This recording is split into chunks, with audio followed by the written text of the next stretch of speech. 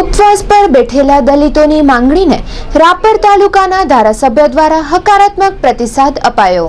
Adesar police સ્ટેશનમાં તારીખ 16/10/2016 થી અજાણ્યા વાહન ચાલક વિરુદ્ધ એક્સિડન્ટની ફરિયાદ દાખલ થયેલ, જેમાં પોલીસ દ્વારા સાચી દિશામાં તપાસ નહીં કરી ખોટી રીતે સંડોવણી કરી અને ધરપકડ કરતા ન્યાય મેળવવા માટે કચેરી સામે દલિતો ઉપવાસ પર બેઠેલા હતા।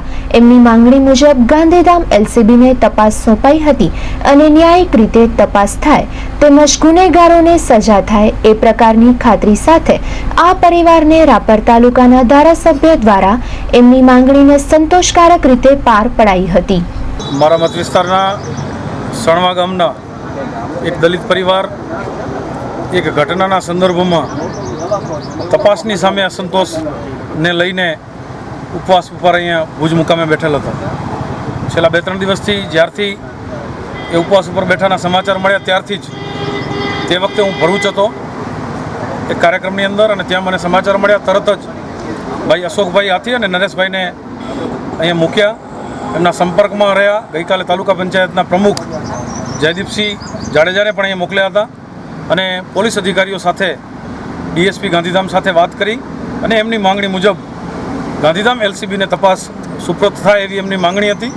એ માંગણી સંતોષી અને એલસીબીને તપાસ સોંપી અને ન્યાયિક રીતે તપાસ થાય, જે ઘટના બની છે એની અંદર કોઈને અન્યાય ન થાય, ખરેખર જે પ્રકારે જે ગુનેગાર હોય એને સજા થાય અને નિર્દોષને કોઈને કોઈ પ્રકારની હેરાનગતિ ન થાય એ પ્રકારની ખાતરી સાથે આજે પરિવારને અહીં પારણા કરાવવામાં આવ્યા છે। મારું નામ ભીખાભાઈ ડાયાભાઈ મકવાણા। એટલે ઘટના એવી બની હતી કે એ ઘટના જે બની છે એ આડેસર પોલીસે લીધી નથી, એનાથી અમને સંતોષ થયો નહોતો, એટલે અમે અહીંયા પારણા માટે બેઠા હતા। અને અહીંયા બેઠા તે પછી અમારા રાપર તાલુકાના ધારાસભ્ય અહીંયા આવી અને જે અમારી માગણી હતી એ સંતોષકારક રીતે પાર પાડી।